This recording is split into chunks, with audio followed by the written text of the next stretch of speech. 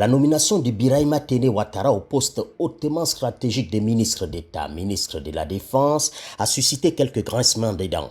Au sein de la propre famille politique du président de la République, même si par respect pour le chef, l'on ne le crie pas haut, ça se murmure que tant qu'il était ministre des Affaires présidentielles, cela ne gênait pas trop. Mais numéro 4 du régime, après le Premier ministre et la ministre des Affaires étrangères, certains vivent cela comme une couleuvre. Pour les opposants, cette promotion du frère cadet du président de la République relève tout simplement du népotisme.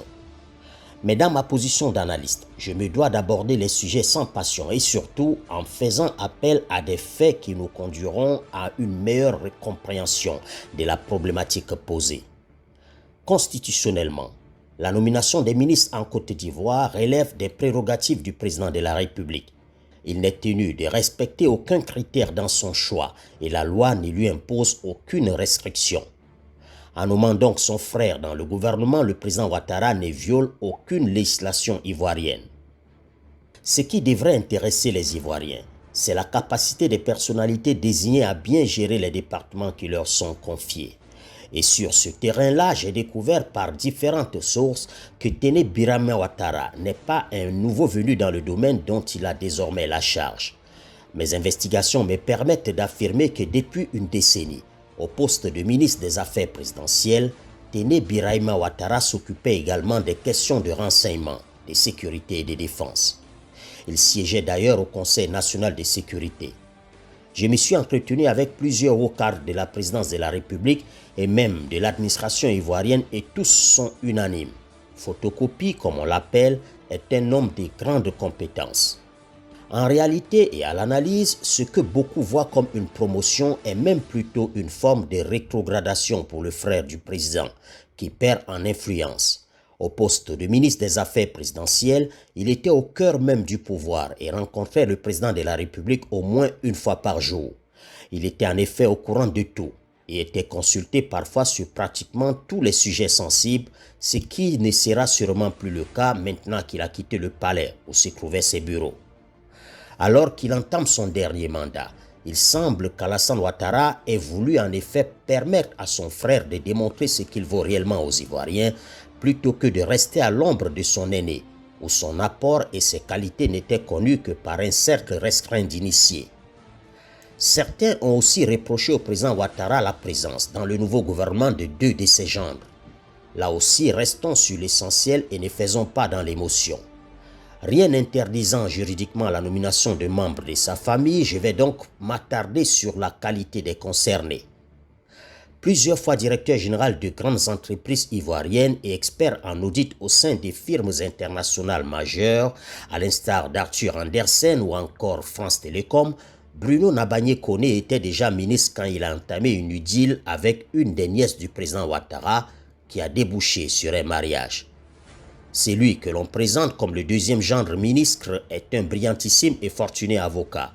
Conseil d'Alassane Ouattara depuis qu'il est dans l'opposition, Maître Adama Camara a été conseiller spécial de plusieurs premiers ministres depuis près de 30 ans.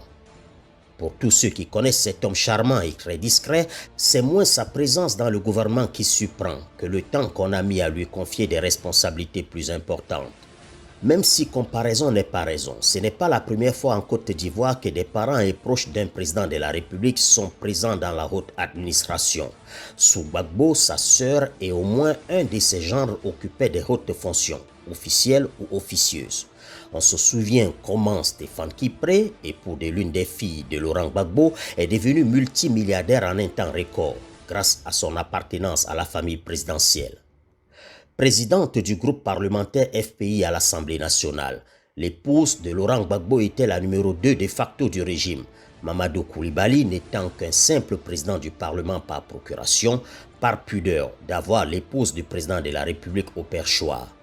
Mes investigations me permettent d'ailleurs d'affirmer aujourd'hui que si les choses ne s'étaient pas passées autrement, Laurent Gbagbo avait prévu, au terme de ses 2 mandats, de se faire succéder par son épouse Simone. Au Congo-Brazzaville, la fille du président Sassou est aujourd'hui encore sa directrice de la communication.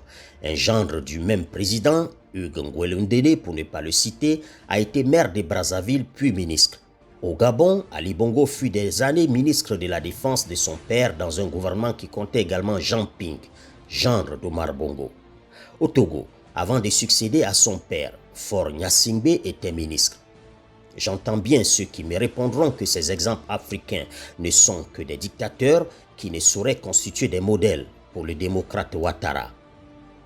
Ailleurs, chez ceux qui ont des siècles de pratiques démocratiques, François Mitterrand avait nommé son fils au très stratégique poste de conseiller aux affaires africaines du président de la République et son successeur, Jacques Chirac, avait sa fille à la non moins capitale fonction de directrice de la communication du président.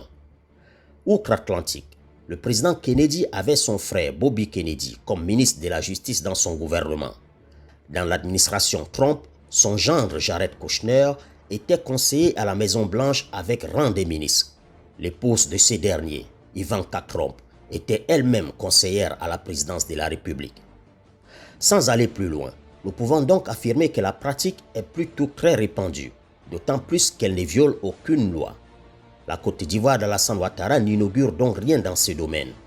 Au risque de me répéter, nous devons plutôt interroger la compétence et la valeur intrinsèque des membres de la famille présidentielle nommés à des hautes fonctions publiques. Et si cela nous gêne tant que ça, il serait mieux indiqué que nous militions pour faire adopter les lois qui interdisent la présence des membres de la famille présidentielle au sein de la haute administration.